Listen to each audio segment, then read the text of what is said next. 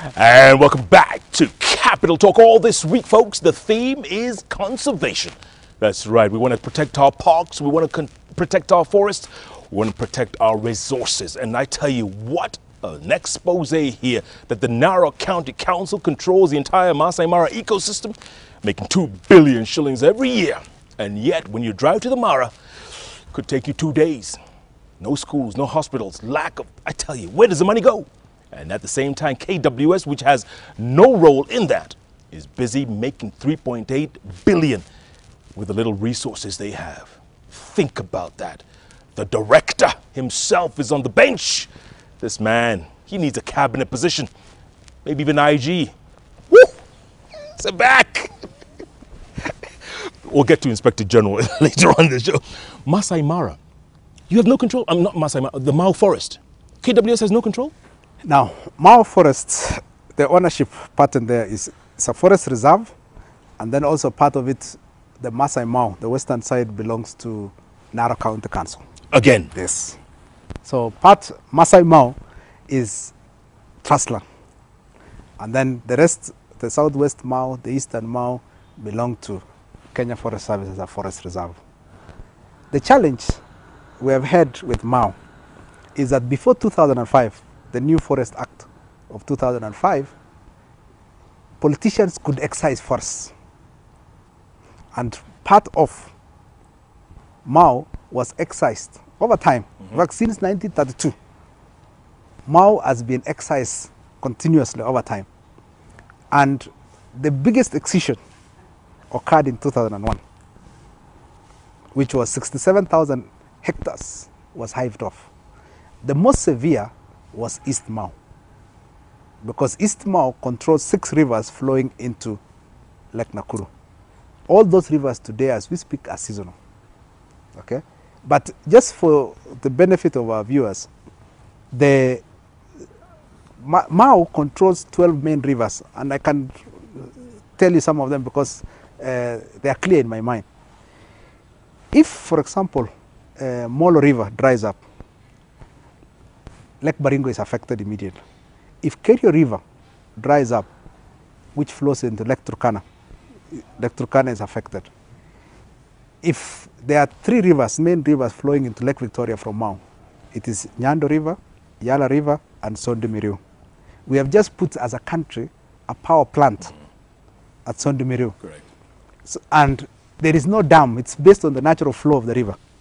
So if we cut off Mau, we are cutting off a new power plant, Sondimiriu. Then we have the Mara River, which flows through Masai Mara. If Mara River dries up, we lose that jewel completely, because that's the only river, that's the only source of water that flows through Masai Mara. Then we also have Ewasonyiro River, which flows into Lake Natron. Lake Natron is the only place in the region where flamingos breed. So the flamingo system that flows from Lake Natron, Nakuru, Magadi, Bogoria, all that will disappear, because the only source of fresh water into Lake Natron comes from Mau, which is Ewasonyiro. And then the Mara as well, the hippos and the crocodiles? Yes, and then also the migration. The spectacle is because of the river. They're jumping over. Yes. So, and then of course there is the rivers flowing into Lake Naivasha and then Lake Nakuru, 6 of them.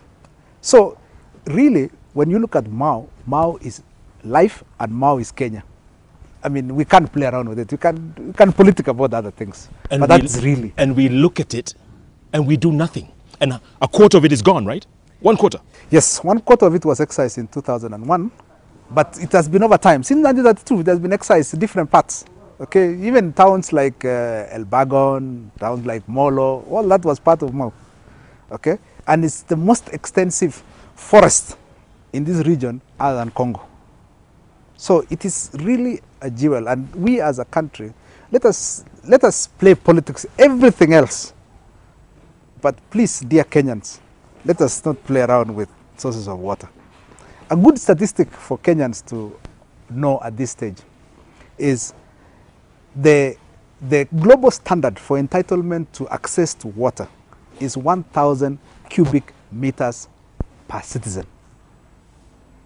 As we speak today, dear Kenyans, you only have access per capita to 300 cubic meters. 700 cubic meters short. But the tragedy of it is that it's declining. It's not increasing. So your entitlement is 1,000. Yeah. You have access to 300. It's getting less. And it's getting less.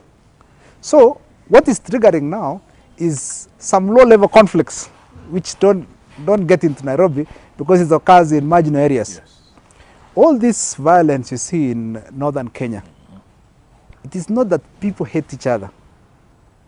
It is they are struggling for resources. Which is water. Which is, number one is water, number two is pasture. Those are the things that, all that noise that and conflict in the north is all about water, number one, and pasture, number two. If those things were available, those people will not fight. They will not even acquire firearms. Why will we acquire firearms? So we are seeing already the result of that stress. And it's coming, yes, ladies and gentlemen, yes, it is coming south. Correct.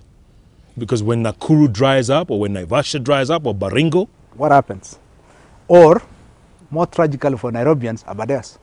Bus. Because the only source for Nairobi is Abadeas. We have only two dams, Sasumwa and Ndakaine. There's another dam which is planned in Makuyu. So we'll have three dams. Okay. But you see, the dam is holding water of a catchment which has been protected. Yeah.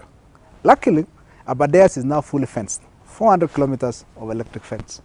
But that doesn't mean that illegal activities cannot, people can cut the fence and go in. So we are trying to say, Nairobians, can you think of something? There are innovative ways in the world. It's called payment for ecosystem services.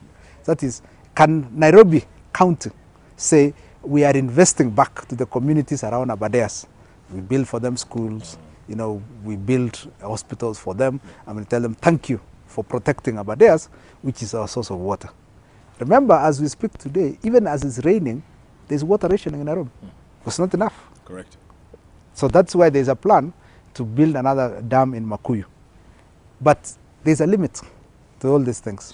So we are already water stressed as a country, and to me that should dominate national debate. What should be our source of water? It should even dominate election debates next year, which is natural resource management. How do we manage natural resources for Kenya so that there's enough for everybody? Because we're in trouble. We're in trouble. Look at access to wood. 70% of Kenyans use wood fuel or charcoal as source of energy. But we have only 1.7% forest cover, and it's declining. Which is critical, isn't it? Yes. We should have what? What should we have as a country? The recommended globally is 10%. And that's what our constitution reinforced. We've got 1.7. We have 1.7 and it's declining. So ask yourself, how do we reach 10%? What level of investment must we make as a country to reclaim lost forest land and then now restore that forest land? It is tough. Very tough. Because remember, at the independence, we were at 8%. So we are recommending something higher than what we were at the independence, which was 8%. So we need to start thinking and introduce national debate. That the debate should not be about who takes what position. Yeah. The debate in the country should be our own survival. Vision 2030, which is predicated on growth of 10% for the next 19 years. Now, that cannot happen if we are already